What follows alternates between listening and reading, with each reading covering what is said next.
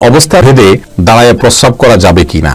হ্যাঁ ভাই অপু, দাঁড়িয়ে পেশাব করা যাবে যদি আপনি দাঁড়িয়ে পেশাব করা প্রয়োজনীয়তা কখনো অনুভব করেন। কথার কথা, অনেক লোকজন আছেন যারা বসে পেশাব করলে পেশাব পরিষ্কার হয় না, ক্লিয়ার হয় না। পেশাব ক্লিয়ার করার ক্ষেত্রে প্রয়োজনে তাদেরকে দাঁড়িয়ে পেশাব করতে হয়। যদি এরকম হয় সেটা ভিন্ন কথা। অথবা অনেক সময় দেখা যায় যে অনেকে দাঁড়িয়ে যদি পেশাব না করেন, এমন কোন পরিস্থিতি তিনি আছেন যেখানে পেশাব দাঁড়িয়ে না করে বসে করতে গেলে আশপাশটা এরকম নোংরাতে তার জামা কাপড় ভরে যাবে। হয়তো টয়লেটের জায়গাটা খুব বেশি কনজাস্ট, তার ওয়ালে নিচে হয়তো ময়লা লেগে আছে, আমি বসতে গেলেই আমার জামা কাপড় নাপাক হতে পারে। এরকম যদি হয় তাহলে আমি দাঁড়িয়ে পেশাব করতে পারি, কোনো অসুবিধা নেই।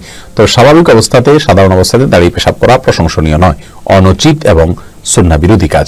নবী সাল্লাল্লাহু আলাইহি ওয়াসাল্লাম, বুখারীর বর্ণনায় আসছে যে তিনি আতা সুবাতাতা কওমিন ফাবালা কাইমান ওয়া তাওয়াদ্দা, তিনি একবার একটা ময়লার স্তূপের কোথাও কোনো জায়গা দিয়ে যাচ্ছেন বা সেখানে আসছেন, আসার পরে সেখানে পেশাব করেছেন দাঁড়িয়ে পেশাব করেছেন। নিশ্চয়ই জায়গাটা এত বেশি ময়লায় পরিপূর্ণ ছিল যে বসার মতো পরিবেশ ছিল না।